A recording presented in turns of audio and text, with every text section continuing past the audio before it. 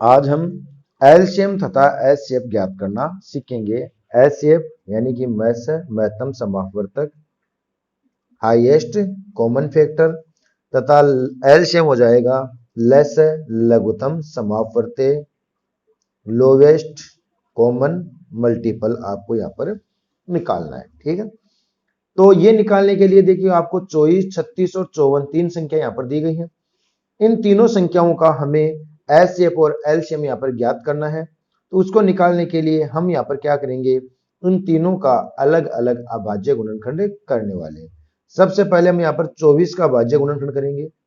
अभाज्य गुणनखंड में हम सबसे पहले जो भाग लगाते हैं वो अभाज्य संख्याओं का भाग लगाते हैं, और अभाज्य संख्याओं की जो शुरुआत है ना वो होती है 2 से। 2, 3, 5, 7, 11, 13 ये अभाज्य संख्या होती है जो कि आगे तक चलती रहती है। सबसे छोटी जो अभाज्य संख्या होती है ना वो कौन होती है, 2 होती है। 2 से छोटी कोई और अभाज्य संख्या होती नहीं है। तो 24 में सबसे पहले यदि आप भाग देंगे ना तो भाग किसका जाएगा, 2 का ही जाएगा, क्योंकि 24 में इकाई अंक 4 है। यानी वे संख्याएं जिनमें इकाई अंक 0, 2, 4, 6 और 8 होता है ना, उसमें 2 का भाग पूरा पूरा चला जाता है। तो इकाई अंक 4 है, 2 का भाग पूरा पूरा जाएगा, तो लगा देते हैं 2 का भाग। 2 का भाग आप 2 में लगाएंगे ना तो 1 आएगा, 2 एकम 2 पूरा पूरा चला गया, शेषफल बच रह गया कितना, 0। 0 और 4 हो गए 4, 2 का भाग 4 में जाएगा सिर्फ 2 बार। अब आ गए 12, 12 में आप 2 का भाग लगाएंगे ना तो 12 में 2 का भाग है ना वो कितनी बार जाएगा, 6 बार, 2 6 12। फिर 6 में आप 2 का भाग लगाएंगे तो वो चला जाएगा कितनी बार, 3 बार, और 3 में आप 3 का भाग ही दे पाएंगे क्योंकि 2 का तो जाएगा नहीं, तो 3 एकम 3। इसी प्रकार से आपको 36 का भाज्य गुणनखंड निकाल लेना है।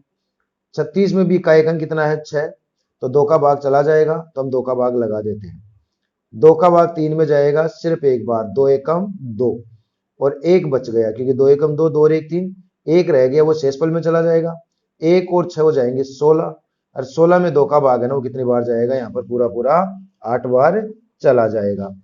8 बार चला गया। अब इकाई अंक 8 है तो एक बार फिर से इसमें 2 का भाग दे दो। 2 का भाग 18 में जाएगा कितनी बार, 9 बार, 2 नाम 18। लेकिन 9 में है ना अब किसका भाग नहीं जाने वाला है, 2 का भाग नहीं जाने वाला है, तो फिर 9 में हम किसका भाग लगाएंगे, 3 का भाग लगाएंगे। और 9 में 3 का भाग है ना वो कितनी बार जाएगा, 3 बार चला जाएगा, 3 तिये 9, और फिर हम इसमें 3 का भाग 3 में देंगे तो आएगा 1। सेम इसी प्रकार से आपको फिर से 54 का भाज्य गुणनखंड कर लेना है।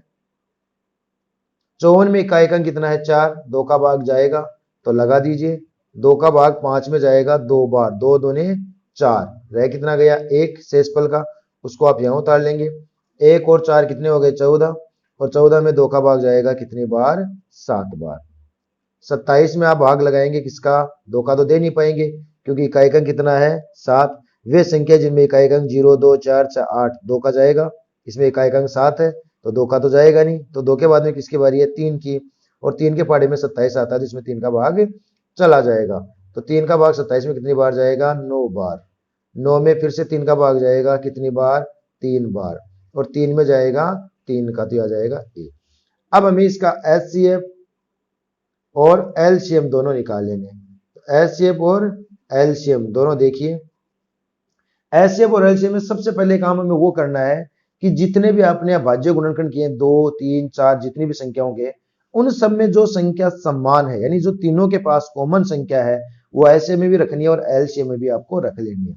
तो देखो ये जो 2 है इसके पास भी था, इसके पास भी है और इसके पास भी है, यानी ये 2 तीनों के पास था ना, जो सबके पास था, मतलब इसके पास भी था, इसके पास भी था और इसके पास भी था, उसको आप एचसीएफ में भी लेंगे और इसको आप एलसीएम में भी लेंगे। ठीक है, ये ध्यान रखना है, जो सब में है उसको आपको इन सब में ही लेना है, एचसीएम में भी लेना है और एलसीएम में भी लेना है। और संख्या ढूंढो जो सबके पास है, क्या यहाँ 2 है, यहाँ 2 है, लेकिन इसमें 2 नहीं है, तो अब हम और कोई 2 नहीं ले सकते, 2 नहीं ले सकते, 2 तो लेना ही नहीं ना क्योंकि अब तीनों के पास 2 नहीं मिला, लेकिन 3 तीनों के पास, देखो यहाँ पर भी 3 था, यहाँ भी 3 है और यहाँ भी 3 है, तो एक तीनों के पास कौन मिल जाएगा, ये वाला 3, ये वाला 3 और ये वाला 3, यानी तीनों के पास कौन मिल गया, एक 3 भी मिल गया।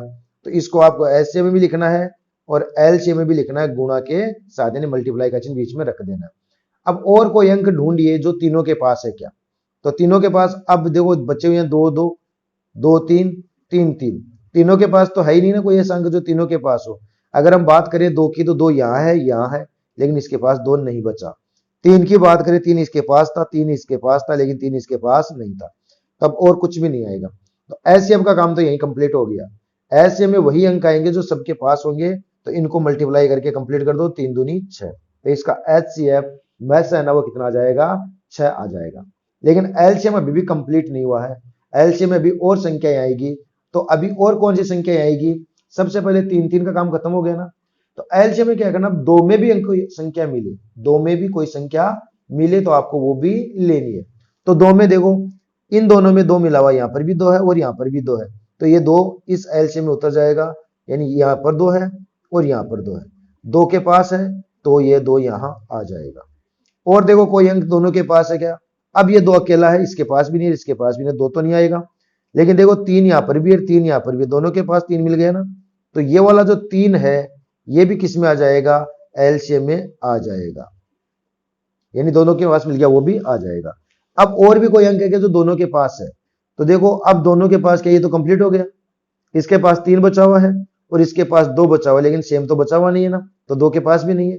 तो फिर उसके बाद में एक एक के पास जो अंक रह गया वो भी उतार लीजिए। तो इसके पास कौन रह गया था, 2, तो इसको भी उतार लेंगे, और उसके पास कौन रह गया था, 3, इसको भी उतार लेंगे। तो बात समझ में आ गई होगी। एलसीएम में क्या करना है, सबसे पहले हमें वो अंक लेने हैं जो सभी के पास हो, यानी तीनों के पास हो। अगर 4 अभाज्य गुणनखंड तो चारों के पास हो, सभी के पास हो। और उसके बाद में एक एक कम करते, पहले तीनों में है उनको निकाल लो, फिर दो दो में जो मिले उनको निकाल लो, और लास्ट में जो एक एक में मिलेगा उनको भी निकाल लो, और बाद में इनको मल्टीप्लाई कर देंगे, तो ये इनका क्या हो जाएगा, एलसीएम हो जाएगा। तो गुणा करते हैं, 3 दूनी 6, 36 18, 18 को 2 से गुणा कर लेंगे तो 36, 36 को आप 3 से गुणा कर लेंगे तो 108, और 108 को आप 2 से गुणा कर लेंगे ना तो 216। तो इसका जो एलसीएम है ना वो कितना हो जाएगा, 216 हो जाएगा, जबकि इसका एचसीएफ कितना हुआ था, 6 ही हुआ था। तो क्वेश्चन अच्छे से समझ में आ गया हो तो वीडियो को लाइक और शेयर जरूर कर देना। चैनल पर पहली बार हो तो चैनल को सब्सक्राइब भी कर लेना, और नोटिफिकेशन बेल को ऑल पर सेट रखना, जिससे क्या होगा कि हम कोई भी नया वीडियो अपलोड करेंगे तो उसका नोटिफिकेशन आपको मिल सके।